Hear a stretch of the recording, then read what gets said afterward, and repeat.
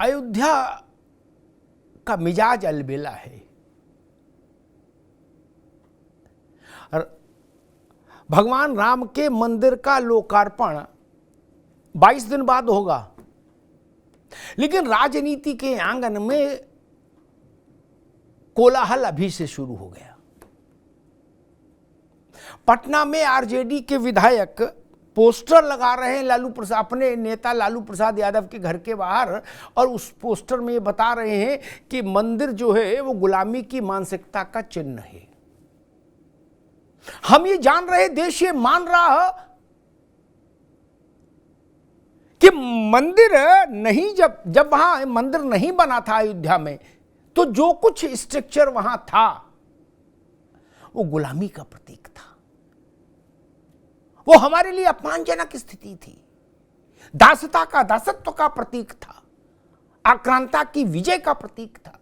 और आज भगवान राम का मंदिर भारत के आत्म तत्व का जय घोष है, लेकिन आरजेडी कह रही कि गुलामी की मानसिकता का प्रतीक है। मसला यही नहीं रुका, कांग्रेस वाले उदित राज कह रहे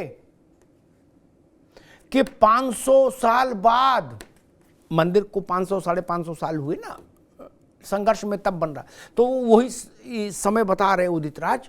वो कह रहे कि भाई 500 साल बाद फिर मंदिर के जरिए मनुवाद की वापसी हो रही है। लो कर लो बात। राम की कथा महर्षि वाल्मीकि ने हमको दी।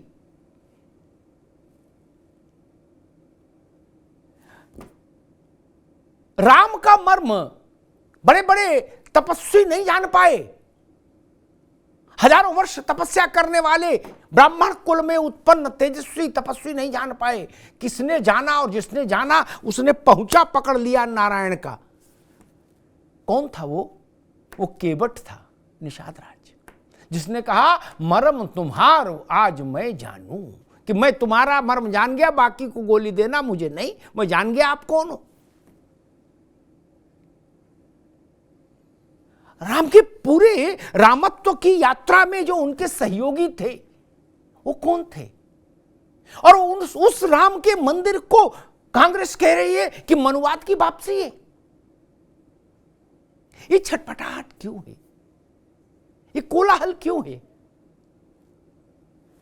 नरेंद्र मोदी ने महर्षि वाल्मीकि अंतर्राष्ट्रीय हवाई अड्डा अयोध्या का जब उद्घाटन किया शनिवार को, तो उन्होंने कहा कि विरासत और विकास ये दो मुद्दे हैं मुख्य। विरासत का मतलब ये समझ लीजिए कि वो सारी चीजें जिन पर कोई देश, कोई समाज, कोई राष्ट्र गर्व करता है, उसका भव्य अतीत, उसके मान बिंदु, उसकी आस्था के बिंदु, आस्था के केंद्र, केदारनाथ हो, महाकालेश्वर हो, काशी विश्वनाथ दरबार हो, अयोध्या में रामलला का मंदिर हो, इन सबका पुनरुद्धार ये भारत की विरासत है। और विकास, पानी, बिजली, स्कूल, अस्पताल, सड़क, ये विकास की परिभाषा में आने वाली चीजें। तो भारतीय जनता पार्टी ने अपना लोकसभा चुनाव के लिए दोनों एजेंडे साफ कर दिए कि हमारे एक तरफ विकास है और एक तरफ विरासत। हम विरासत पर गर्व करते हैं और उस गर्व से प्राप्त आत्मबल के जरिए विकास की यात्रा रचते हैं। मुझे याद आता है कि जब सोमनाथ का पुनरुद्धार हुआ स्वतंत्रता के बाद, तो विरोध हुआ उसमें राजेंद्र बाबू के जाने का, राष्ट्रपति महोदय के। और विरोध भी किसी चिंटू मिंटू ने नहीं किया, सीधे भारत के प्रधानमंत्री जवाहरलाल नेहरू के द्वारा हुआ, और उन्होंने इस पर असहमति जताई कि राष्ट्रपति वहां जाएं और उस मंदिर को फिर राष्ट्र को समर्पित करें। पंडित जी ने कुछ चिट्ठी भी लिखी राजेंद्र बाबू को, जिसमें उन्होंने अपनी असहमति जताई और कई तर्क दिए, लेकिन राजेंद्र प्रसाद जी नहीं माने, वो गए। राजेंद्र प्रसाद ने वहां जो कुछ कहा उस दिन, वो अयोध्या के लिए समीचीन है, वो काशी के लिए समीचीन है, वो मथुरा के लिए समीचीन है। अभी तो केवल अयोध्या का मंदिर बन के तैयार हुआ है, प्रतीक्षा है विश्वेश्वर महादेव की भी और जन्मभूमि परिसर मथुरा की भी। राजेंद्र प्रसाद ने कहा था कि मुझसे पूछा जाता है कि सोमनाथ का मंदिर बन जाने से क्या नौकरियां मिलने लगेंगी, सोमनाथ का मंदिर बन जाने से क्या कारोबार बढ़ जाएगा देश का, ऐसे सवाल।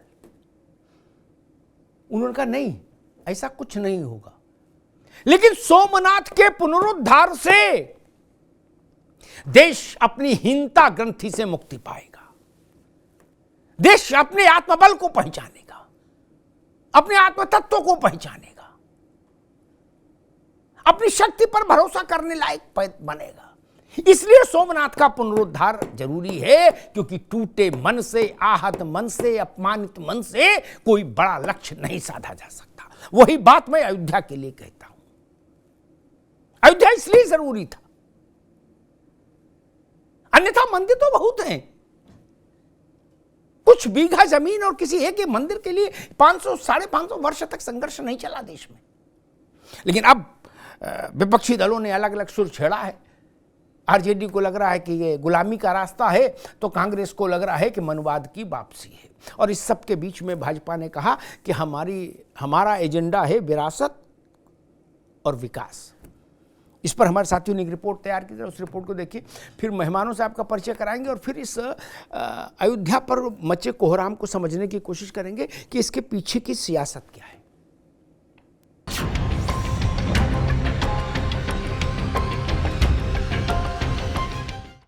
सियावर रामचंद्र की, सियावर रामचंद्र की, सियावर रामचंद्र की।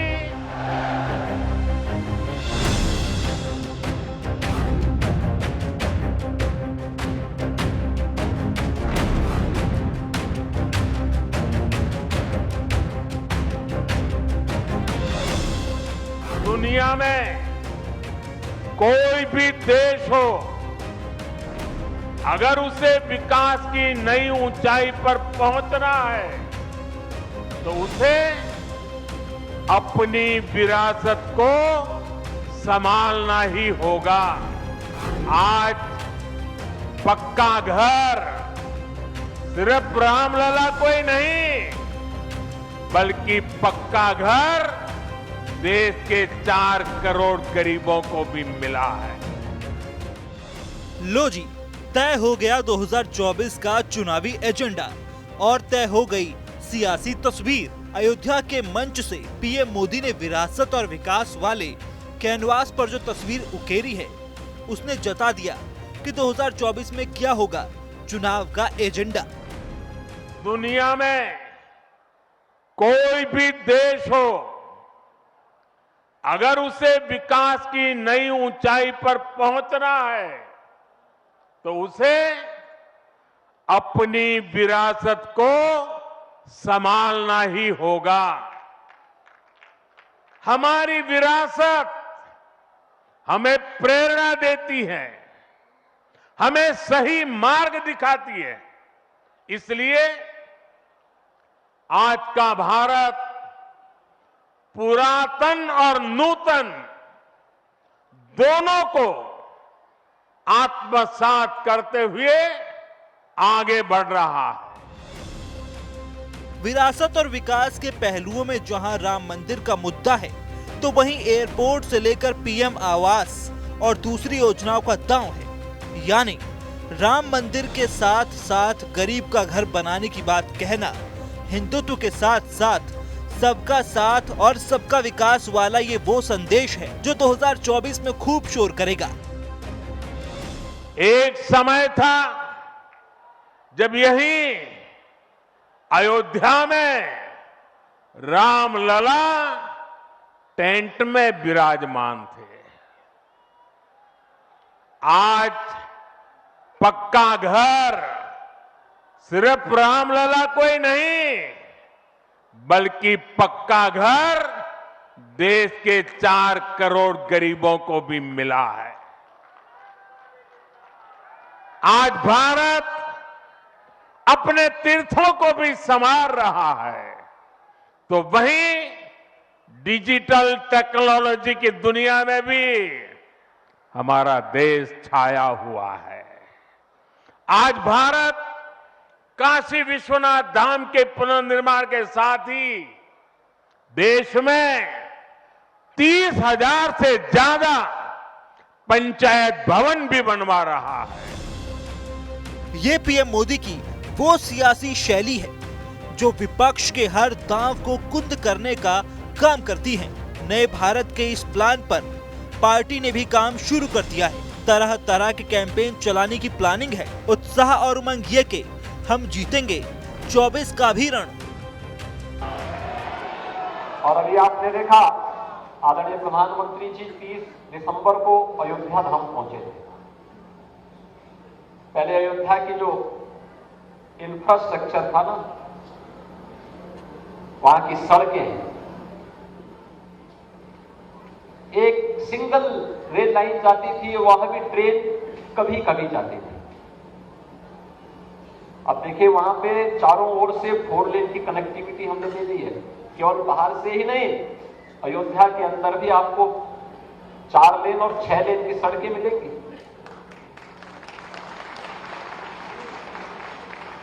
बाईस जनवरी के बाद जाकर के थोड़ा अयोध्या धाम को देखिए, आपको त्रेता युग याद आ जाएगा। इधर 22 जनवरी को अयोध्या में होने वाले राम मंदिर की प्राण प्रतिष्ठा का परचम पूरे देश में लहरा रहा है, लेकिन विपक्षी खेमों से आ रहे बयान भी सियासी गलियारों में घमासान मचा रहे हैं। एक के बाद एक बयान बहादुर विपक्षी इंडिया को संकट में डाल देता है। प्रधानमंत्री जी संवैधानिक पोस्ट पर हैं। राजा राम नहीं है कि एक निषाद के घर जा रहे हैं वो।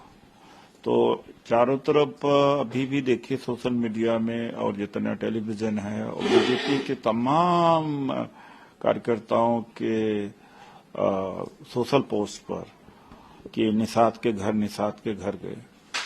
तो कौन सी व्यवस्था लाना चाहते हैं? संवैधानिक पोस्ट पर गए प्रधानमंत्री, जो निषाद के घर गए। अब कहा जा रहा है कि वो तो लाभार्थी के यहाँ गए। अगर लाभार्थी के यहाँ गए तो वह कहा जाना चाहिए, तब तो निषाद के घर जाने के लिए कहा। अब वो पकड़े गए हैं तो भाग रहे हैं डिबेट से। जब केंद्र पे इंडिया महागठबंधन का ध्वजा लहराएगा उसी दिन राम घर आएंगे। बहरहाल चुनावी दहलीज पर खड़े देश में जहां राम मंदिर का बड़ा मुद्दा है, तो वहीं विकास की बहती गंगा से भी सत्ता की नैया पार होगी। अब पीएम मोदी ने तो विरासत और विकास का कर दिया ऐलान। सवाल यह है विपक्ष के पास क्या होगा प्लान? सवाल यह भी है कि क्या 2024 में इसी एजेंडे पर होगा चुनावी दंगल? राम मंदिर को लेकर जो दाएं बाएं से हमले करने की जो कोशिश हो रही है, वो कोशिश मुझे लगता है कि जो जिन भी राजनीतिक दलों के लोग ऐसा कर रहे हैं वो उन पर बैकफायर करेगी। मैंने अयोध्या को लेकर जितना भी एक पत्रकार के नाते चीजों को जितने नजदीक से देखा है, उसके आधार पर मैं कह सकता हूं राम मंदिर की आपने किसी भी रूप में जब भी आलोचना की तो नुकसान उठाया। इतिहास उठा के देख लीजिए, 89 से 88 से जब से ये विषय देश की राजनीति का एक प्रमुख विषय बना, तब से भारतीय जनता पार्टी 2 से चली थी, 89 से 189 और होते होते आज 303 लोकसभा में। और उस वक्त जो 415 सीटें पाने वाली पार्टी थी वो आज 44 पर है। इससे शायद समझ में आए कि अयोध्या की तासीर क्या है। मेहमानों से परिचय करा दे। ओपी सिंह साहब हैं भारतीय जनता पार्टी के प्रवक्ता, ओपी सिंह जी का स्वागत है। केबी त्रिपाठी साहब हैं कांग्रेस के प्रवक्ता, केबी त्रिपाठी साहब का स्वागत है। प्रोफेसर भुवन भास्कर जोशी साहब हैं समाजवादी पार्टी के प्रवक्ता, जोशी साहब का स्वागत है। अरविंद सिंह जी हैं राजनीतिक विश्लेषक, अरविंद जी का स्वागत है। अरविंद जी, अभी तो 22वें दिन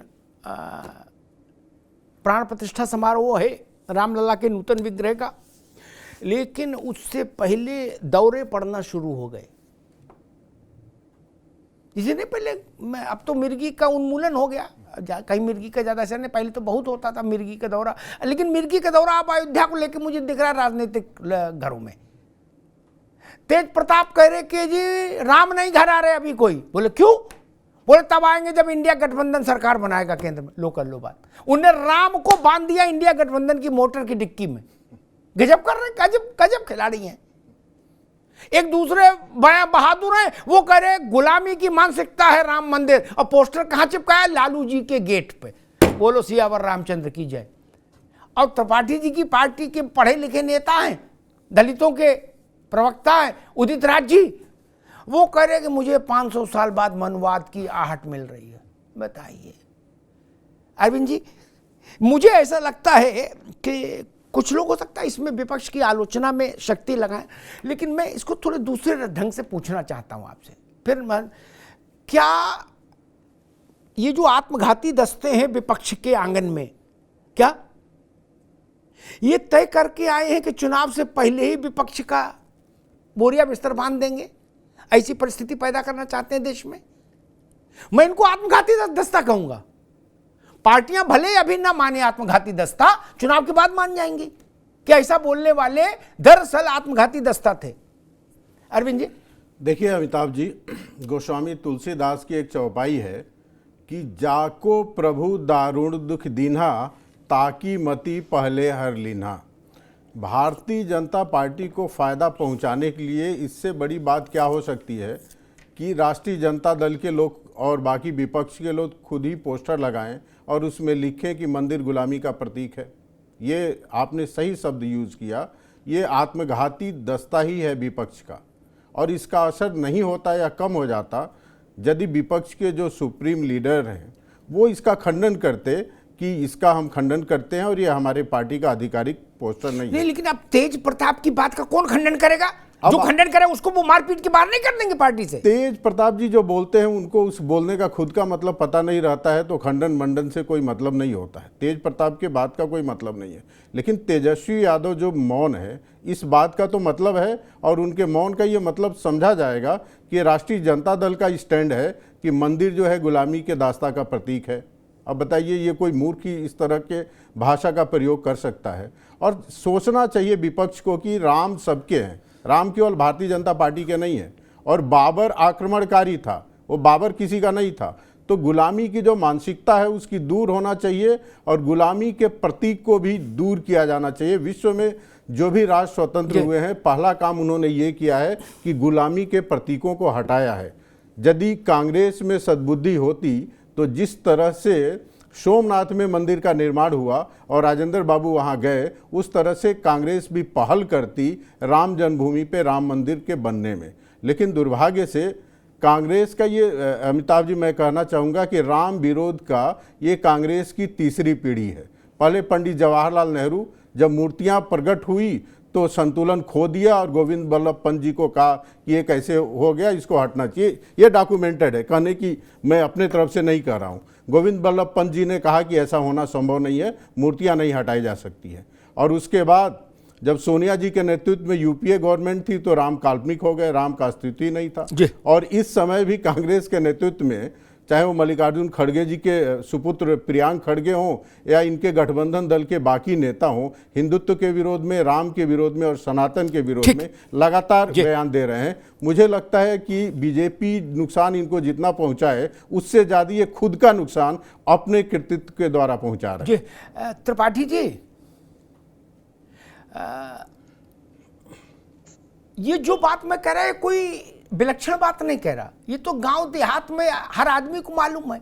उससे पूछो भैया भाजपा को जिताने में कौन लोगों का योगदान है, तो वो मोदी योगी का भी नाम लेता है, लेकिन वो ये भी कहता है कि वो मनशंकर अय्यर, कपिल सिब्बल, सलमान खुर्शीद, दिग्विजय सिंह, इन लोगों का भी बड़ा अथक योगदान है।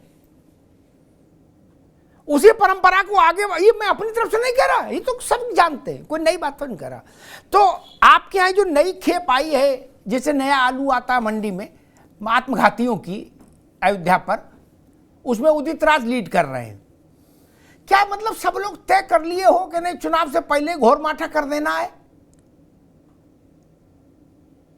अब पता नहीं सिब्बल वो अय्यर थोड़ा चुप हुए, ठंड है तो इधर ये चल दिए झोला लेके उदित राज। त्रिपाठी जी। जी अमिताभ जी, पहले तो आपको और आपके सभी दर्शकों को और सभी देशवासियों को नववर्ष की हार्दिक आपको भी और आपको भी मैसेज गया होगा जो हमारे मित्र हैं। कल मैंने एक मैसेज भेजा था, 2 लाइनें उसकी बोल रहा हूं। नए साल में राम जी इतनी सी फरियाद, बना रहे ये आदमी, बना रहे संवाद। नए साल में राम जी बना रहे ये भाव, डूबे ना हरदम रहे पानी ऊपर नाव। तो हम लोग तो इस संस्कृति को मानने वाले और इस संस्कृति को जीने वाले लोग हैं और यही पढ़ते पढ़ाते आए हैं। दरअसल लोकतंत्र में, पार्टियों में बहुत तरह के लोगों की अपनी राय होती है, वो लोग अपनी राय देते रहते हैं, लेकिन एक किसी व्यक्ति के स्टेटमेंट और कमेंट से पार्टी की लाइन नहीं तय होती है। दूसरा, अभी अरविंद जी ने जो कहा उस पर भी मैं आपत्ति दर्ज कराना चाहता हूं कि राम विरोधी रही है कांग्रेस पार्टी। ये टैग आपके देने से नहीं होने वाला है। निश्चित तौर पर कुछ ऐसी चीजें रही हैं जिनमें अंतर्विरोध रहे, मनभेद रहे, लोगों की अपनी अपनी राय है। अभी भी इस पे बड़ी बहस होती है, जैसा आपने कहा कि सोमनाथ मंदिर के समय का जो डॉक्यूमेंटेशन है, हम इससे सहमत नहीं हैं और ऐसा कोई भी एजेंडा नहीं रहा है, अभी भी नहीं है।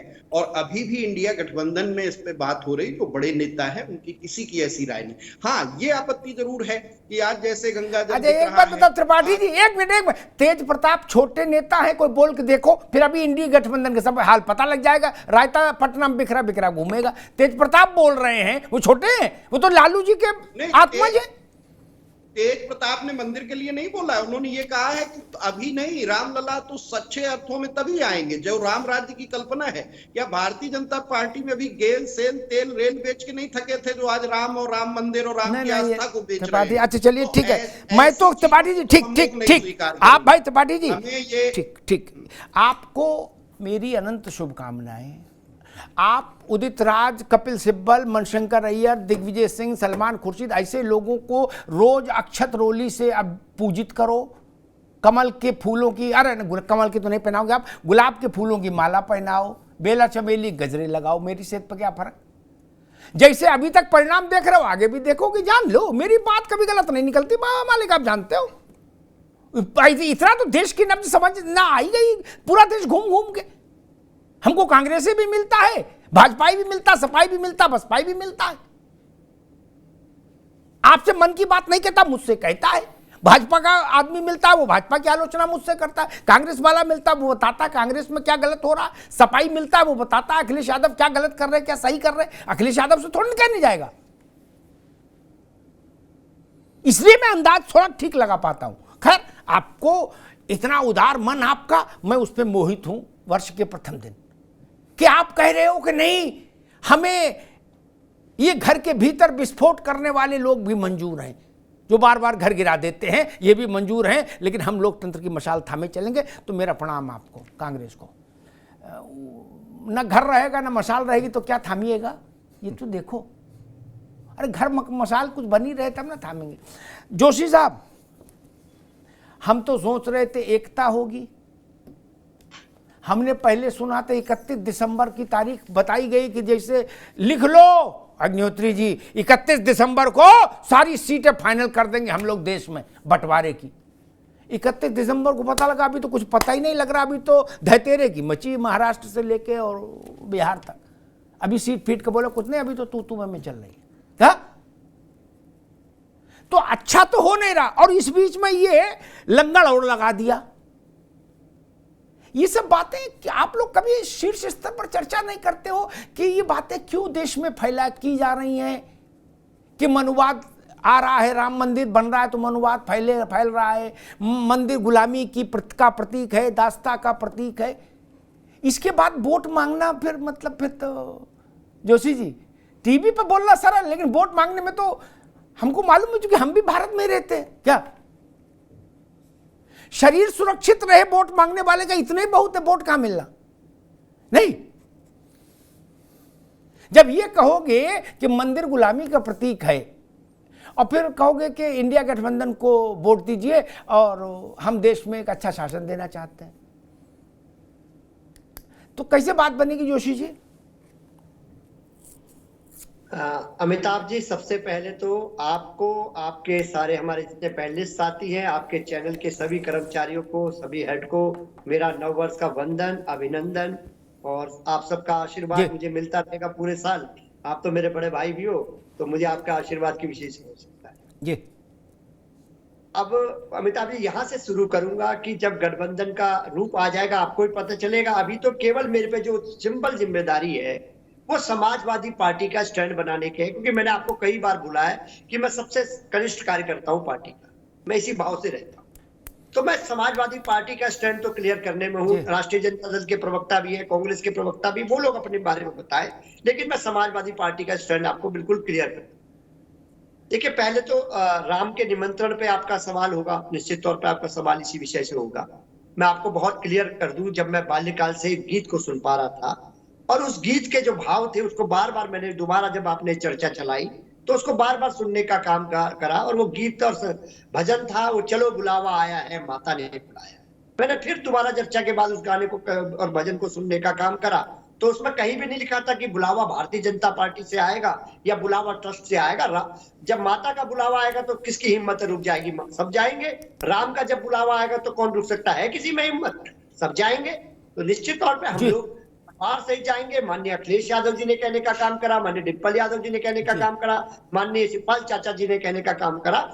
हर समाजवादी वहां जाएगा। हमारा राम जो है सुप्रीम कोर्ट के आदेश से मंदिर बन रहा है, भव्य बन रहा है। राम जो है कण-कण में बसे हुए हैं, और कई लोग कहने का काम कर रहे हैं भारतीय जनता पार्टी में ज्यादा बुद्धिमानों की भर्ती हो गई है, वो कहने का काम कर रहे हैं कि 22 जनवरी को राम आ रहे हैं। मैंने भी बहुत किताबें इतिहास दोबारा उठाने का काम करा, तो मुझे जानकारी मिली, जो मेरी जानकारी थी वो दुरुस्त पाई गई। मैंने पढ़ा था कि त्रेता युग में था, राम तो कण-कण में है। तो जो लड़ाई है वो लड़ाई इस बात की है, हम मानते हैं जो राम जो 22 तारीख को है वो राम जी की वहां स्तुति हो, पूजा हो, और हम इसका स्वागत करते हैं। जो इवेंट बनाने में चैनल में बैठा था भारतीय जनता पार्टी के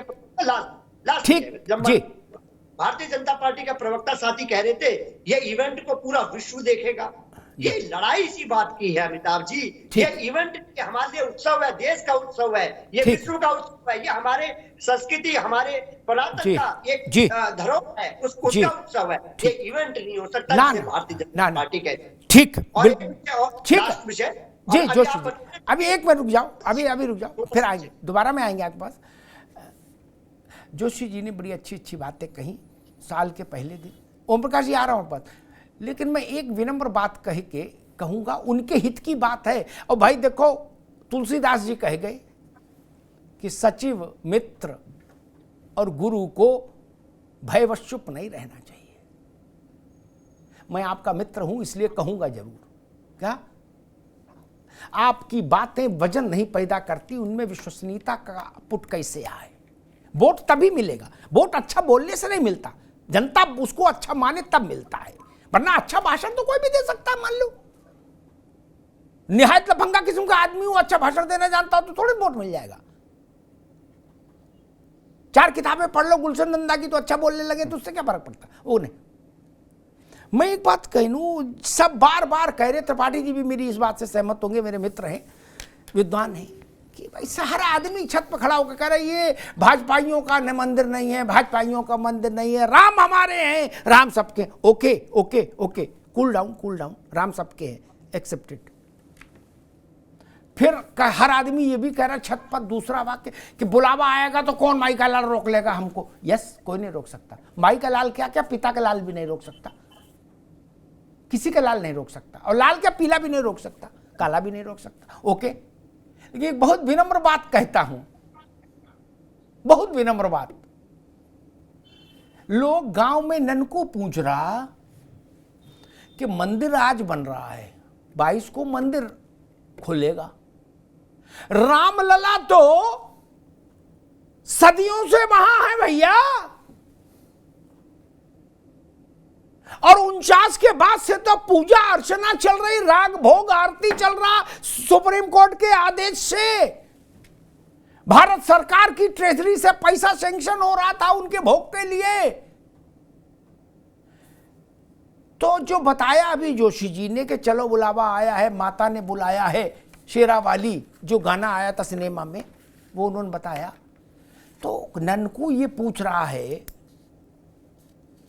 कहो तो नाम ले दूं, कहो तो छोड़ देता हूं, कि भाई मुलायम सिंह जी से लेके आज तक, इंदिरा गांधी से लेके वो प्रियंका जी के बच्चे क्या नाम है, रेहान बाड्रा तक है, बुलावा अभी तक नहीं आ पाया। पीढ़ी गुजर गई गुरु, टाइम ही नहीं मिला। ये वैसी बात है कि अम्मा रोते रोते मर गई, पड़ोस के घर में लड़का नहीं गया, बोले अम्मा बुलावा भेजेगी, हम किसी कहने जाएंगे। अम्मा मेरी भी है, अम्मा सबकी है। अम्मा मर गई, इंतजार करते करते लला नहीं गए। क्यों? क्योंकि लला बोले चलो बुलावा आया है, बुलावा ही नहीं आया। अम्मा मर गई, याद करती रही, गुड्डू नहीं आया, गुड्डू बगल में ताश खेल रहा। क्या? फिर मैं बता दूंगा टीले वाली मस्जिद गए कि नहीं गए, समय मिला, वहां से बुलावा आया, मुझे नहीं पता बुलावा आया कि नहीं आया, आया तो कैसे आया आप जानो। चरारे शरीफ गए, अजमेर शरीफ गए, देवा शरीफ गए, कलियर पीर गए, सब जगह से बुलावा आया। त्रिपाठी जी भी जानते इस बात को। लेकिन रामलला का बुलावा आपके पास नहीं आया, गलत पता लिखा दिए थे क्या वहां? भाजपा पूछे ना पूछे, देश तो पूछेगा मित्र। बात कड़वी है लेकिन है सच्ची। इसलिए बार बार बहुत तेजी से ये कहने से रामलला सबके हैं, अम्मा बाप सबके हैं। बच्चे जब ये कहते हैं ना तो अम्मा बाप की सेवा भी करनी पड़ती है। बाप को मरने के लिए छोड़ दो ठंड में, और ये चिल्लाते रहो बाप सबके हैं, मेरे रक्त में उनका रक्त मिला है, मैं उनका अंश हूं। अरे तो रजाई तो दे देते ठंड में बाप को, नहीं।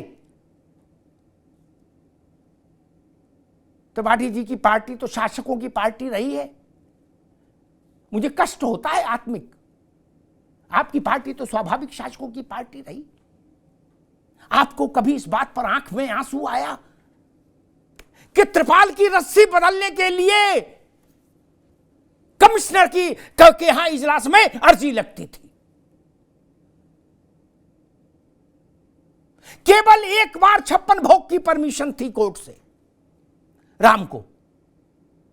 आपको पता है घी तक मेजर होके आता था कि इससे ज्यादा घी नहीं खर्च होना चाहिए दीपक में।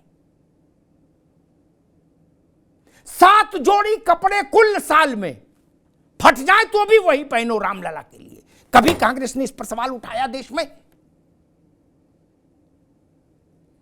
कभी सवाल उठाया क्या? त्रिपाठी जी बात कड़वी है। आप साथ जो आपके जो बड़े नेता हैं जो दिन में 7 कुर्ते बदल रहे हैं नींबू काट कलप के, वो 7 जोड़ी कपड़े में रह लेंगे? चाहे त्रिपाठी जी हो, चाहे ओपी सिंह की पार्टी के हो, चाहे जोशी जी की पार्टी के हो। आप लोगों ने रामलला को क्या बना के रख दिया था? और आपकी आंख कभी नम नहीं हुई। मैंने सत्येंद्र दास जी महाराज को रोते बिलखते देखा है वहां अयोध्या में। पूरा विग्रह धूल से भर जाता था। और पता नहीं जोशी जी आपकी पार्टी शासन में रही उत्तर प्रदेश में लंबे समय तक, 4 बार उसी कालखंड में। कभी आपने ये सोचा, बातें तो आपकी पार्टी भी बड़ी अच्छी करती, कभी आप लोगों ने सोचा कि रामलला के यहां टेबल फैन ही सैंक्शनड था, केवल कूलर सैंक्शनड नहीं था? कभी बहैसियत चीफ मिनिस्टर आपने दखल देने की कोशिश की कि नहीं कूलर लगेगा, एसी लगेगा? कभी सोचा? आपके घर में एक टेबल फैन दे दे, सारे एसी हटवा दे, आप रह लोगे? मेरा मन दुखता है, मेरी आत्मा दुखती है।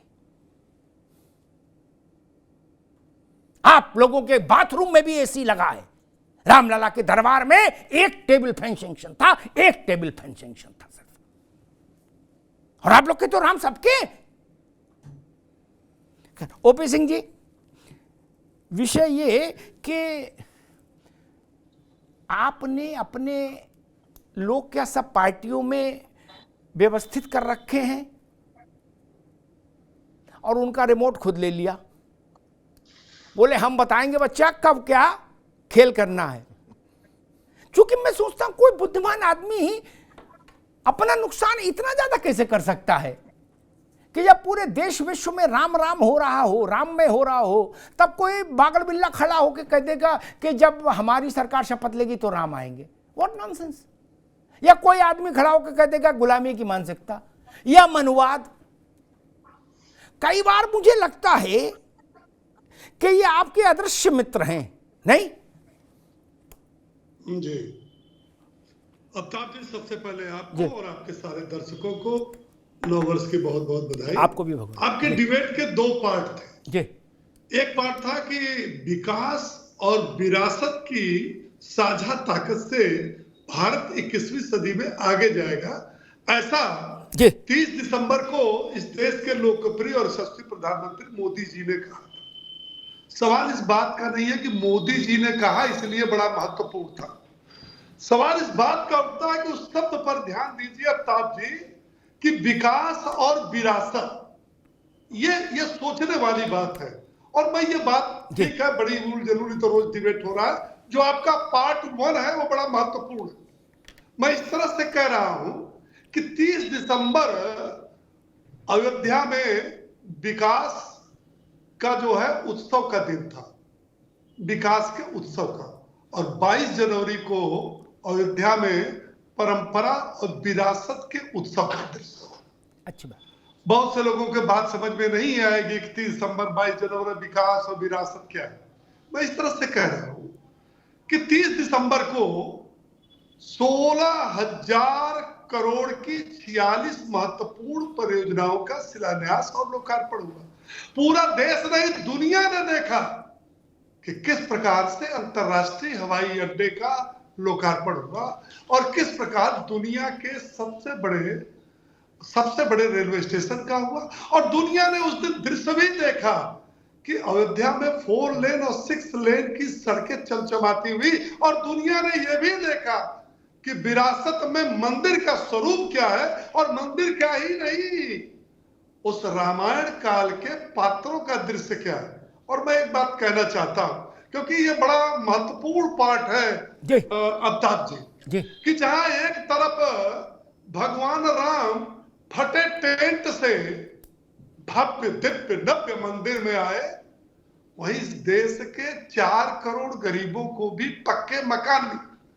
अगर काशी में बाबा विश्वनाथ धाम का कायाकल्प हुआ तो इस देश के अंदर 30,000 पक्के नए पंचायत भवन भी बने। जोड़िए, कहा भगवान राम फटे टेंट से कहां आ गए, दिव्य और भव्य मंदिर में। और सवाल तो एक और भी विपक्ष को उठाना चाहिए, शायद भूल गए, अबू धाबी में 700 करोड़ की लागत से 17 एकड़ में भगवान राम का भव्य दिव्य मंदिर बनके तैयार हो गया, और 24 फरवरी को वो भी उद्घाटन होने जा रहा है। विपक्ष को इस पर भी सवाल उठाना चाहिए। जहां जहां राम, तहां तहां विपक्ष का सवाल। आपने उदित राज का नाम लिया अफ्ताब जी, कि आपके आदमी है, क्या है, कैसे आप कह रहे थे? उदित राज का असली नाम जानते हैं क्या है? रामराज। ये उदित राज बाद का नाम, पहले क्या था? रामराज। और ये रामराज जब तक राम वाली पार्टी के साथ थे तब तक क्या थे? इस देश के सबसे बड़े मंदिर के संसद सदस्य थे, सांसद थे। और जैसे राम के मानने वाले पार्टी को छोड़ा, वैसे क्या हो गए? पैदल हो गए। अब यही बोले मनुवाद, क्या बात, क्या। सवाल इस बात का है कि राम पर टिप्पणी करने वालों पर आपने बहुत बीच में अच्छी बात कही थी कि राम को होइए वही जो राम रचि राखा। परमात्मा जो चाहता वही होता है। हम 2 से 303 पर आ गए और 415 वाले किस पर आ गए? 44 पर। क्यों? कि राम को मानने वाले पर राम की भी कृपा है, और राम को न मानने वाले पर राम भी उसको दंड दे रहा है, और जनता भी दंड दे रही है, जिसके अंदर राम के नर के अंदर परमात्मा का अंश होता है। यह और रही बात एक और बड़ी मजेदार, मैं डिबेट पर सुन रहा हूं, बुलावा, निमंत्रण, किसको आया, किसको नहीं आया, कौन जाएगा, कौन नहीं जाएगा। कोई बहाना ढूंढ रहा है, तो कोई कह रहा है कि हमको तो निमंत्रण नहीं मिला। और जानते सबसे छटपटाहट किसके अंदर है? हमारी सबसे बड़ी राष्ट्रीय पार्टी इस देश की कांग्रेस के अंदर है। किसको मिला, किसको नहीं मिला। और ये वो कांग्रेस है जो 32 साल में भगवान राम के मंदिर में इनके पार्टी का कोई नेता आज तक मंदिर में गया ही नहीं। उनके अंदर छटपटाहट हो रही है। सोनिया जी, राहुल जी, प्रियंका जी, खड़गे जी, कौन जी पूछिए ना सवाल कि 32 साल में आज तो भगवान राम का मंदिर बन रहा, निमंत्रण खोज रहे हो। तुम्हारे पूर्व के 32 साल में बड़ा नेता कोई गया हो तो बता दे, मैं भारतीय जनता पार्टी से इस्तीफा दे दूंगा। बता दे, एक नाम बता दे कोई राम मंदिर में गया। और आप कहते हैं दो मुखी बातें, एक तरफ कहते हैं राम सबके हैं, बहुत अच्छी बात है, राम सबके, राम भाजपा के नहीं है। और जहां तक आप कहते हो कि 2024 में भारतीय जनता पार्टी राम के नाम पर इवेंट करे, राम के नाम पर चुनाव जीतना चाहती है। 9 नवंबर 2019 को जब सुप्रीम कोर्ट ने यह फैसला दिया तब तक हम 3 चुनाव जीत चुके थे। 14 का भी जीत चुके थे, 17 का भी जीत चुके थे और 19 का भी चुनाव जीत चुके थे। तब सुप्रीम कोर्ट से फैसला नहीं है। हाँ, लेकिन भारतीय जनता पार्टी पिछले 4 दशक से अधिक समय से उसके घोषणा पत्र, उसके संकल्प में था कि केंद्र और प्रदेश में जब भारतीय जनता पार्टी की सरकार बनेगी और मंदिर बनने में जो भी रोड़ा है उसको हटाने का काम भारतीय जनता पार्टी करेगी। लेकिन गोली चलाने वाले भी इस देश के अंदर हैं और जो राम को काल्पनिक पात्र मानते थे, कहते थे एफिडेविट कोर्ट में सुप्रीम कोर्ट, राम तो काल्पनिक पात्र है, राम सेतु का वजूद ही नहीं है। तो राम के साथ साथ राम के जो जिनके अंदर है जनता, वो दोनों भी आशीर्वाद और दंड दे रही है। हमारा आपका क्या है, मजबूरी है, पार्टी की जो लाइन है उस पर बोलना जरूरी है। तो चाहे पार्टी जी हो, अभी मैं एक नई बात की पर एक सबका उत्तर लेना चाहता हूं। ये बात अभी देश में कहीं चर्चा में नहीं आई लेकिन बहुत जेन्युइन बात है।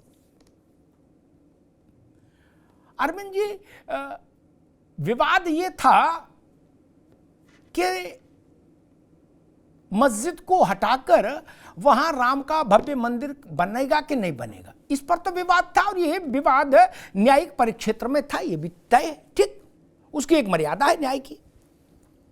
लेकिन इस पर कहीं कोई रोक नहीं थी, लोकल मुंसिफ अदालत से लेकर सुप्रीम कोर्ट की संविधान पीठ तक। त्रिपाठी जी, मेरी बात को गौर से सुनिएगा, आपको भी उत्तर देना होगा क्योंकि आपकी पार्टी लंबे समय तक शासन में रही, गोविंद वल्लभ पंत से लेकर नारायण दत्त तिवारी तक, और जोशी जी को भी देना होगा, 4 बार चीफ मिनिस्ट्री उनके घर भी रही। अयोध्या में बड़ी सड़कें हो, इस पर किसी की रोक नहीं थी। अयोध्या में पानी बिजली चकाचक हो, इस पर किसी की रोक नहीं थी। अयोध्या में मेडिकल कॉलेज हो, इंजीनियरिंग कॉलेज हो, इस पर किसी की रोक नहीं थी। अयोध्या में स्ट्रीट लाइट हो, इस पर किसी की रोक थी नहीं थी। उतने से 2.7 एकड़ जो जमीन थी उतने का ही झगड़ा था, उसको छोड़कर तो शेष अयोध्या फ्री थी, सरकारों के अधीन थी। मैं तो इतनी बार अयोध्या गया, मुझे अयोध्या में कभी किसी ने रुचि ली हो, शासन ने, ऐसा तो कभी दिखा नहीं अयोध्या जब मैं जाता था, जब आंदोलन चल रहा था। अरविंद जी, अमिताभ जी, आप बताइए, अयोध्या आप गए होंगे अनगिनत बार, अयोध्या जाने पर वहाँ सड़कों की स्थिति क्या रहती थी, नालियाँ कैसे होती थी, आमने सामने से आने वाले 2 रिक्शा को, साइकिल रिक्शा को निकलना मुश्किल हो जाता था, दुकान होता था, खाने का रेस्टोरेंट होता था और सामने बजबजाती हुई नाली होती थी। साधु संतों के आश्रम न हो वहाँ पे तो रहने के लिए कोई व्यवस्था नहीं होती थी। ये स्थिति आपने देखी है। और केवल अयोध्या की नहीं, तो भारत के जितने भी तीर्थ स्थान हैं आज़ादी के बाद सभी उपेक्षित पड़े रहे हैं, और यदि वो डेवलप हुए हैं तो वहाँ लोकल पंडा, पुरोहित और जो दर्शनार्थी जाते हैं उनके खर्चे से, उनके व्यवस्थित से, और सरकार के लिए प्रायोरिटी में अंतिम पदान पे आने वाली ये चीज़ें रही है, ये स्थल रहे हैं। देखिए 1947 में राजनीतिक रूप से भारत भले ही आज़ाद हो गया हो, लेकिन सांस्कृतिक रूप से आज़ादी मिलनी बाकी थी, और राजेंद्र बाबू से लेके और पटेल तक सभी चाहते थे कि राजनीतिक रूप आज़ादी के साथ साथ सांस्कृतिक आज़ादी भी मिलनी चाहिए। लेकिन पंडित जवाहरलाल नेहरू विदेश से पढ़े लिखे व्यक्ति थे, विदेशी सोच को ज़्यादा अच्छा मानते थे, और लंबे गुलामी के बाद एक मानसिकता बनी थी कि मस्जिदों में जाना, मुस्लिम धर्म स्थलों पे जाना, ये जो है सेकुलरिज्म का निशानी है, और किसी आप धर्म स्थल पे चले जाते हैं तो इसको सांप्रदायिकता समझी जाएगी। यही कारण है कि 47 से लेकर आज तक कांग्रेस तो 5 दशक से ज़्यादा शासन में रही है और गांधी नेहरू परिवार का कोई भी एक व्यक्ति श्री राम जन्मभूमि पे माथा टेकने गया हो तो आप बता दीजिए। हमारे केवी त्रिपाठी जी बैठे हैं, इन्होंने मैसेज दिया नववर्ष पे राम के नाम के साथ, ये अभिनंदन के पात्र हैं, बहुत अच्छी बात है। काश इनके नेता राहुल जी और सोनिया जी ऐसा मैसेज देते तो समाज में जो धारणा बनी है वो धारणा दूर होती। केवल केवी त्रिपाठी जी के मैसेज देने से नहीं होता है। और एक लाइन में और बात मैं पूरी करूंगा। मैंने कहा तो केवी त्रिपाठी जी ने कहा कि गलत आरोप लगा रहा हूं।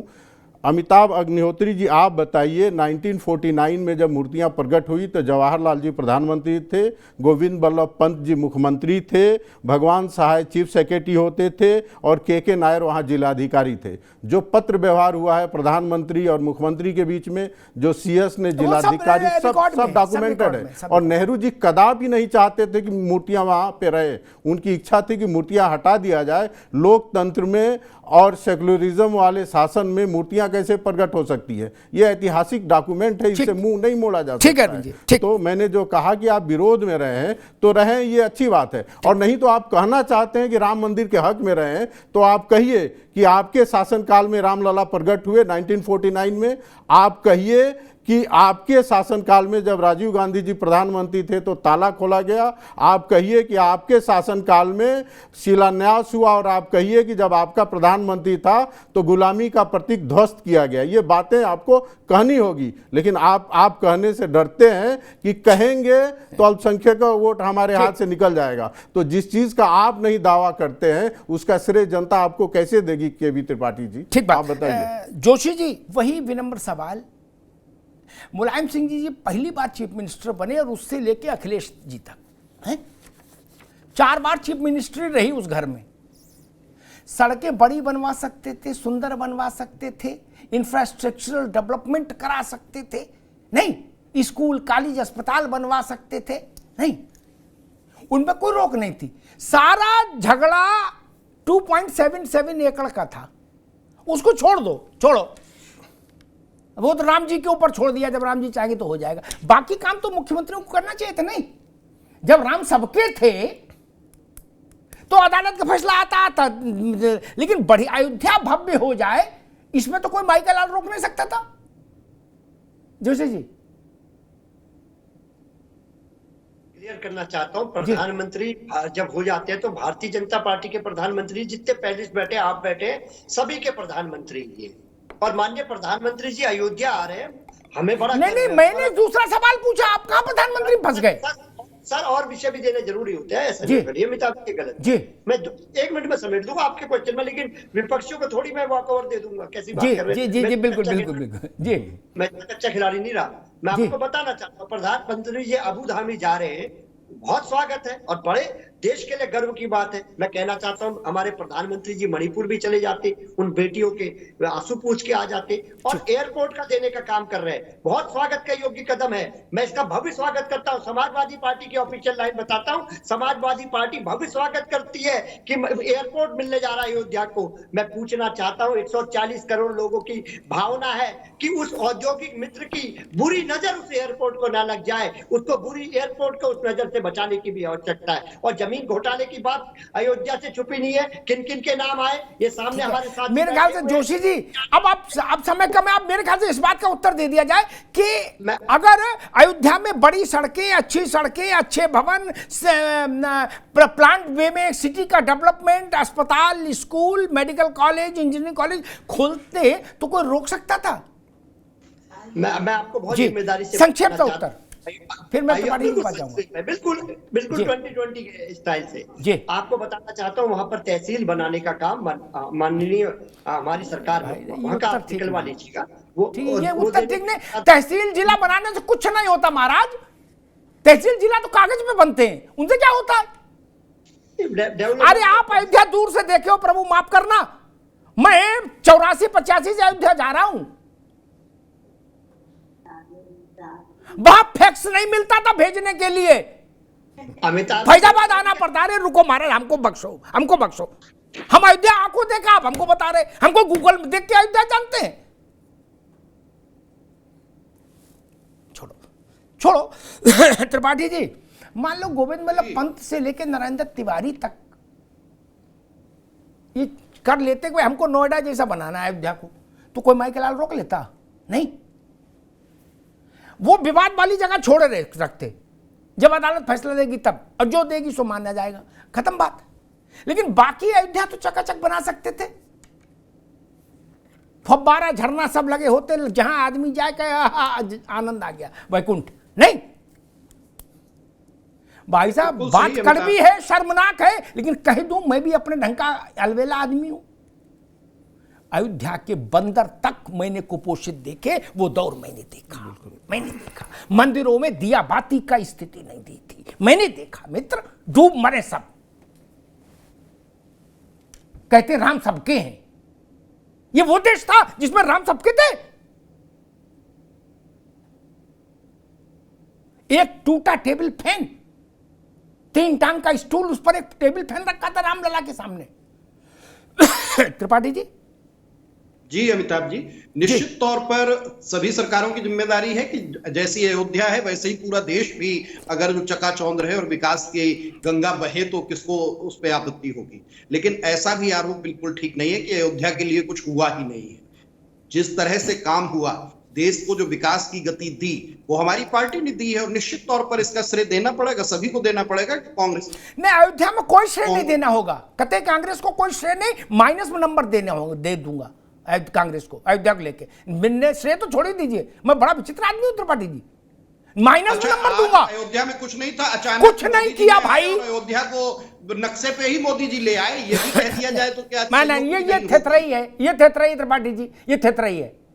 अयोध्या तो जवाहरलाल नेहरू से भी पहले किए, छोड़िए फिर उस बात को कहां तमाम स्टेटमेंट को थेथरई में लाया जा सकता है। देखो एक बात बताएं त्रिपाठी जी, एक बात बताएं, मैं तो कह रहा हूं हम लोगों ने अयोध्या देखना शुरू किया 88 के आसपास से, मान लीजिए क्या, तब तक तो पंत जी से लेके और 89 में नरेंद्र तक का कार्यकाल समाप्त हो चुका था। अगर कांग्रेस के इन बहादुर मुख्यमंत्रियों ने जरा भी कुछ काम किया होता तो अयोध्या हमको 88 में चकाचक नहीं मिलती, और कैसी मिलनी चाहिए थी अयोध्या, वो उसका एक उदाहरण दे देता हूं। आदरणीय जोशी जी के उसमें, फिर ओपी सिंह जी के पास जा रहा हूं। मैं चाहता था मंदिर बने नहीं बने, बनेगा कि नहीं बनेगा कोर्ट का मसला है, ठीक, इसमें किसी में पार्टी को दोष नहीं देता। भाजपा की इच्छा थी वो उस आंदोलन में कूदे, जिनकी इच्छा नहीं थी वो नहीं कूदे, ओके। लेकिन मैं चाहता था, ऐसा उदाहरण रख दूंगा कि जनता बम बम करेगी, कहेगी भैया क्या बोले अग्निहोत्री जी, आनंद आ गया। मैं चाहता था ओपी सिंह जी कि अयोध्या को सफाई जैसा बना दिया जाता। पहले क्या दिक्कत थी? नहीं, सफाई में एयर स्ट्रिप पर 100 करोड़ रुपया लगा, 100 करोड़।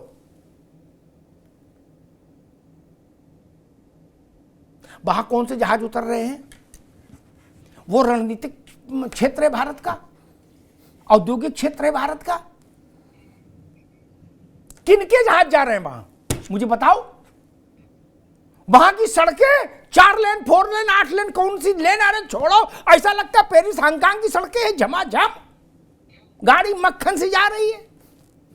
ऐसे ऐसे स्विमिंग पूल है त्रिपाठी जी, आप गए होंगे से भाई, आप तो कांग्रेस के नेता सब जगह घूमते हो। ऐसे ऐसे स्विमिंग पूल, उनमें रेशमी गाउन पहन के नहा तो वैकुंठ दिखे नहीं जोशी जी। ऐसे ऐसे रेस्ट हाउस, गेस्ट हाउस बनवा दिए, कसम से नोएडा में न मिले, झूठ नहीं कह रहा, जाके देखे आओ। जाने कैसी कैसी यूनिवर्सिटी कहां कहां की, देशी विदेशी सब खुल गई, मेडिकल कॉलेज, मेडिकल यूनिवर्सिटी, आदि आदि आदि अनादि।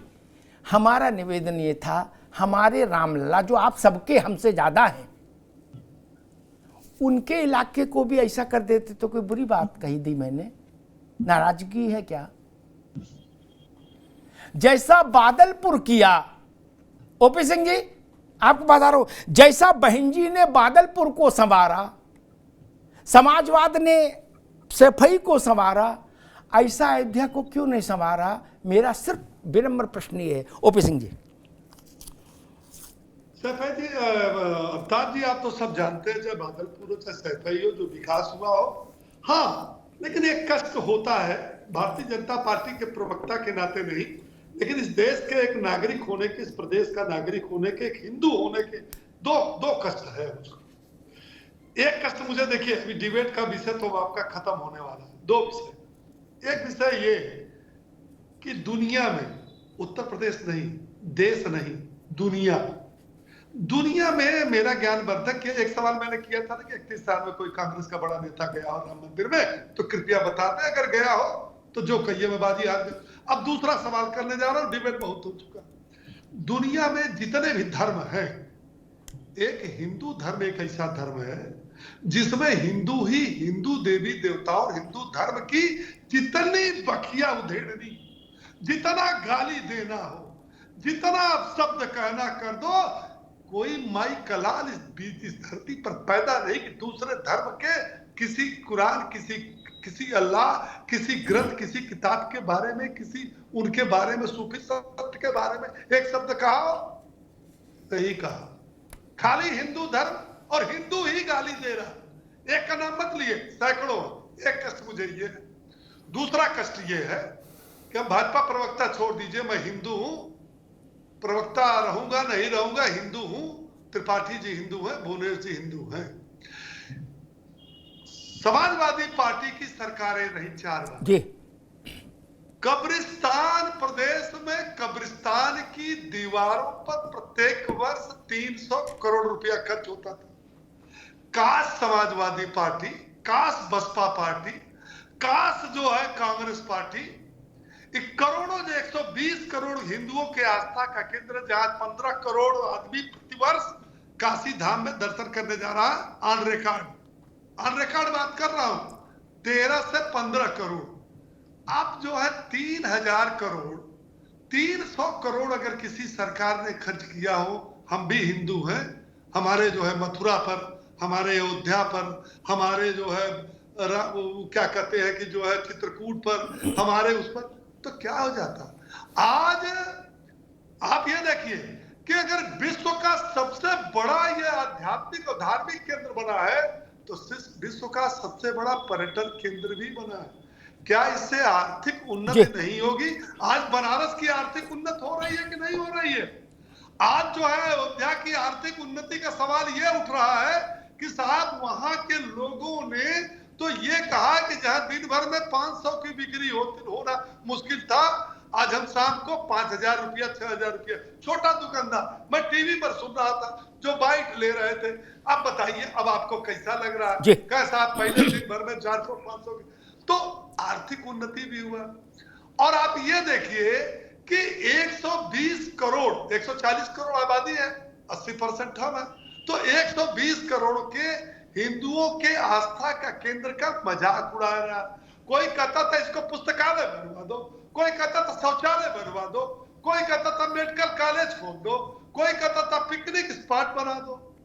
भगवान राम पैदा जब हम हुए थे, कक्षा 1 में पढ़ रहे थे, तब पता पड़ा था और रामलीला देखा था कि भगवान राम अयोध्या में दशरथ के घर पैदा हुए, अवतार लिए, और उस भगवान को साबित करने में कितने साल लग गए कि हाँ वही दशरथ के पुत्र राम है जो अयोध्या में पैदा हुए थे। वही राम मंदिर है जिसको मुगल आक्रांता बाबर का सेनापति मीर बकी ने ध्वस्त कर दिया था।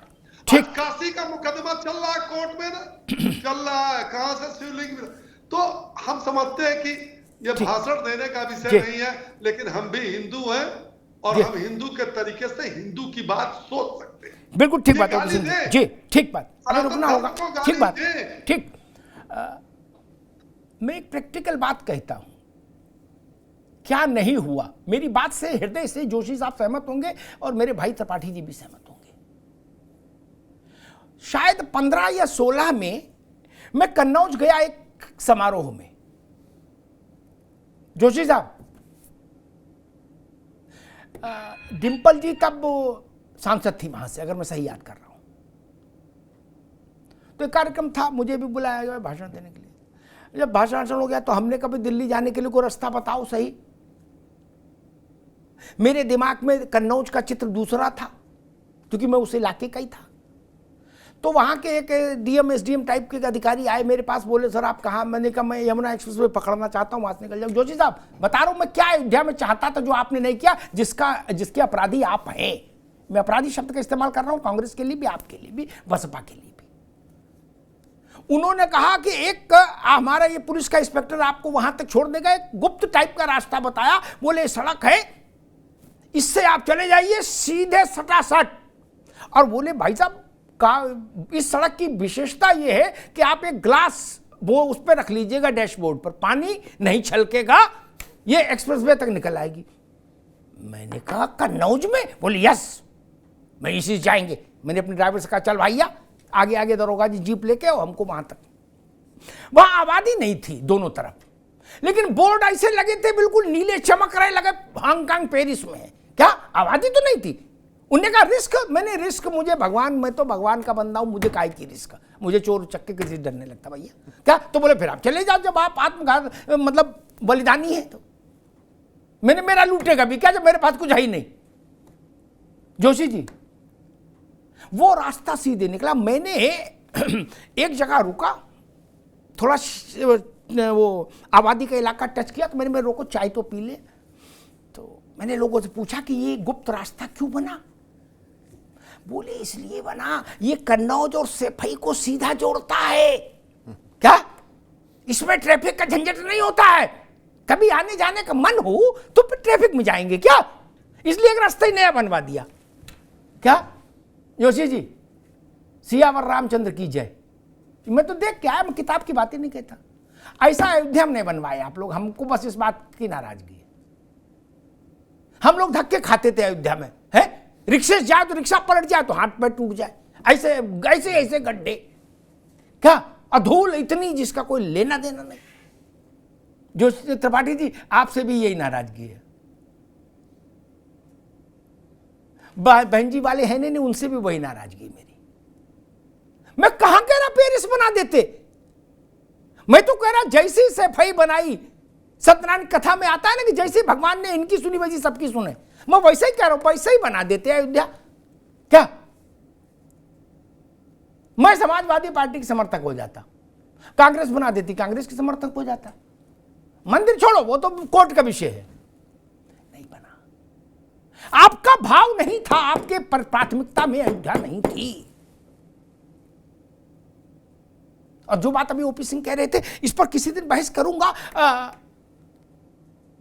बड़े धार्मिक स्थानों का अर्थशास्त्र, इस पर एक दिन अलग बहस करूंगा, तब वो सारे दिमाग के जाले साफ करूंगा। जो लोग ये दुष्प्रचार फैलाते हैं ना, कम समझदार लोग, कम पढ़े, मतलब अनपढ़ तो नहीं कहूंगा, कम विवेकवान लोग जो ये सब फैलाते हैं कि मंदिर बनने से रोजगार मिल जाएगा, वो सोचते हैं कि वो बहुत गंभीर बात कह रहे हैं। नहीं, वो नासमझ है, उनको पता नहीं, उनकी बुद्धि का विकास नहीं हुआ अभी। कुछ उनको औषधियां चाहिए बुद्धि के विकास के लिए, क्या ब्राह्मी वगैरह लेनी होगी गर्म पानी के साथ रात में सोते समय, तो फिर अश्वगंधा वगैरह, तब कहीं जाके कुछ होगा। हम बताएंगे कि हाँ कैसे विकास होगा जी, अर्थशास्त्र समझाएंगे। अयोध्या का, काशी का, मथुरा का, महाकाल का, केदारनाथ का, बद्रीनाथ का। उत्तराखंड से बद्रीनाथ और केदारनाथ हटा दीजिए और आप कैंची धाम भी, नीप करोड़ी बाबा का। जोशी जी उत्तराखंड अपने पांव पर चल नहीं पाएगा। त्रिपाठी जी लिख लीजिए बात, क्या उत्तराखंड अपने पांव पर नहीं चल पाएगा। जम्मू से माता वैष्णो देवी का धाम हटा दीजिए, उसकी अर्थव्यवस्था, जम्मू अपने दैनिक खर्चे नहीं निकाल सकता।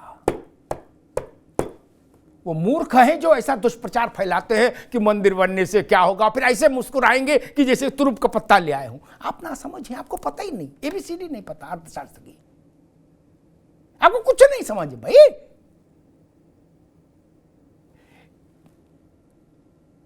बियानी ग्रुप है एक, रिटेल में बड़ा काम है उनका। उन लोगों ने एक स्टडी करवाई, वो भी सिंधु परिषद के नहीं है क्या, और स्वयंसेवक भी नहीं है, वो तो कारोबारी लोग। त्रिपाठी जी आपके काम आएगा। उस स्टडी का मतलब वो जानना चाह रहे थे कि हिंदू टेम्पल्स ने प्रत्यक्ष रोजगार कितना क्रिएट किया। जोशी जी क्या, जो लोग मुस्कुरा के ऐसे सवाल पूछते हुए सोते अब मैंने सबको फंसा दिया, उन सबके चक्षु खोलने के लिए ये एक उदाहरण दिए दे रहा हूं कि तो आया कि 50 बड़े हिंदू मंदिरों ने, सिर्फ बड़े की बात कर रहा हूं, बड़े हिंदू मंदिर जितने देश भर में हैं, उनके कारण 5 करोड़ लोगों को सीधा डायरेक्ट एम्प्लॉयमेंट मिला हुआ है। क्या प्रकारांतर से तो छोड़ दीजिए, फिर तो बहुत लंबी चेन है। क्या, और ये तब था जब अयोध्या उसमें शामिल नहीं हुआ था, और मथुरा अभी होना बाकी है। मथुरा भी जिस दिन अयोध्या जैसा हो जाएगा, उस दिन मैं सोचता हूं संख्या 10 करोड़ हो जाएगी। 10 करोड़ सीधा रोजगार। भारत में कोई सरकार केंद्रीय या राज्य की इतना बड़ा रोजगार नहीं दे सकती, पंडित जी से लेके आज तक नहीं दे सकती। कोई राज्य सरकार इतना बड़ा रोजगार नहीं क्रिएट कर सकती। निजी क्षेत्र भी कोई इतना बड़ा नहीं हो सकता कि 10 करोड़ लोगों को रोजगार दे दे। ये मंदिर दे रहा है जोशी जी। इसलिए भारत का प्राण तत्व है मंदिर, प्राण तत्व। कैंची धाम जाइए, उस निर्जन वन में क्या वैकुंठ सजा है। नीप करोरी बाबा का चित्र जो बेच रहा है, वो भी शाम को 2-4-5 हजार रुपया उस निर्जन पहाड़ में लेके जा रहा है। सैकड़ों लोग लड्डू बेच रहे, कोई कुछ बेच रहा, कोई पानी बेच रहा, अगरबत्ती, धूप बत्ती, फूल, फल। 2400 घंटे 365 दिन मेला है। वो अर्थव्यवस्था को सरकार दे देगी। और एक छोटी सी बात कहता हूं, वहां उत्तराखंड में ओपी सिंह जी, ये उदाहरण समझने चाहिए लोगों को। अरविंद जी, उत्तराखंड में हनुमानगढ़ है। वो हनुमानगढ़ अयोध्या में गढ़ ही है, वहां गढ़ है। नीप करोरी बाबा ने सबसे पहला मंदिर नीप करोरी के बाद वही स्थापित किया, कैंची उसके बाद 1950 से भी पहले। वहां जब मैं गया त्रिपाठी जी, तो चाय की दुकानें और ये प्रसाद की, फूल की, इसकी तो दुकानें थी 10-5 उस निर्जन इलाके में भी। और एक सुलभ शौचालय जैसी व्यवस्था भी थी, वहां एक केयरटेकर बैठा था। और उत्तराखंड के स्थानीय उत्पादों की स्थानीय लोगों ने 2 दुकानें खोल रखी थी। उनकी यहां इतनी भीड़ थी, जो दर्शन करने आ रहा था वो वहां से दाल और तमाम चीजें ले जा रहा था। इस अर्थव्यवस्था का कभी आकलन नहीं किया आपने? हैं? क्योंकि वहां दिन भर में 1000, 2000, 5000 आदमी आता है तो ले जाता है। विष्णु कमल और लक्ष्मी कमल, वहां के 2 पौधे वो बेच रहे थे। क्या? एक सज्जन एक डलिया में रख के 70-70 रुपए। क्या आप नौकरी देंगे उनको? आपके पास है नौकरियां? चपरासी की नौकरी देने में तो 27 साल लगते हैं, आप भर्ती मुकदमे में लटक जाती है। लेकिन मंदिर से नाराजगी है। बोले मंदिर क्यों बना रहे हो? मंदिर बनाने से देश चलेगा। हां जी, मंदिर बनाने से ही देश चलेगा, मैं ये कह रहा हूं। लोग जिधर सिरहाना रखते उधर मैं पैताना कर देता हूं, जिधर पैताना रखते उधर सिरहाना। मैं नई अवधारणा रख रहा हूं त्रिपाठी जी देश के सामने। मंदिर बनाने से ही देश चलेगा। जी हां, हम सबको सरकारी या व्यवस्थित निजी क्षेत्र में नौकरियां देने की इस हैसियत में है तो हमको बताइए, तो सारे मंदिर बंद करा दो। और अगर नहीं, मथुरा जाइए। एक और प्रैक्टिकल बात कहता हूं, ओपी सिंह जी, मथुरा जाइए। द्वारिकाधीश को जब आप जाएंगे रिक्शे से या पैदल, तो दोनों तरफ दुकानें मिलेंगी ठाकुर जी की, लड्डू गोपाल की पोशाकों की, मुकुट की, माला की। क्या? सैकड़ों की तादाद में दुकानें, चूंकि लंबा रास्ता है। वो सब बनाते हैं वहां के मुसलमान, और वो एक अच्छा खासा व्यवसाय है, व्यवस्थित व्यवसाय। उससे जो 10, 15, 20 हजार लोग लगे हैं बनाने से लेके बेचने तक की प्रक्रिया में, 50,000 लोग, क्या उनको कोई सरकार, कोई पार्टी नौकरी दे सकती है तत्काल? बंद करा दें, बोल बंद कर दो द्वारकाधीश का मंदिर, चलो आप दे सकते नौकरी? बोलिए हां। नहीं दे पाएंगे भाई साहब। आप 10 लोगों की भर्ती निकालते हो, उसमें तो 10 झंझट पैदा कर देते हो, कहीं पर्चा आउट, के मुकदमा, कहीं दिस, कहीं दैट। इसलिए मैं कहता हूं भारत के लिए मानकर चलिए, भारत के मन के लिए भी राम जरूरी है, भारत के भोजन के लिए भी राम जरूरी है, भारत के भजन के लिए भी राम जरूरी है। राम केवल भजन का ही विषय नहीं है, वो भोजन का भी जतन है, भोजन का भी जतन है। शिरडी में चले जाइए, तिरुपति में चले जाइए, जो सैकड़ों धार्मिक प्रकल्प चल रहे हैं, सरकार चला सकती है, सरकार के पास पैसा है। मनरेगा वालों को तो पेमेंट नहीं हो पा रहा। ऐसी अद्भुत अद्भुत engineering college, medical college, Arvind ji बिल्कुल आप कर सकते हैं। अगर नहीं कर सकते तो अपनी क्षमता पहचानिए और मानकर चलिए कि भारत के लिए राम, कृष्ण, ये सब जो है ना, ये भारत के आत्म तत्व है, भारत का स्व है। हर देश का एक आत्म तत्व होता है मित्र, उसको हमारे नकारने से, आपके नकारने से नहीं चलेगा, या तेज प्रताप के कुछ कह देने से नहीं चलेगा। राम है भारत का आत्म तत्व, ये अनादिकाल से चला आ रहा है और अनादिकाल तक चलता रहेगा। धन्यवाद।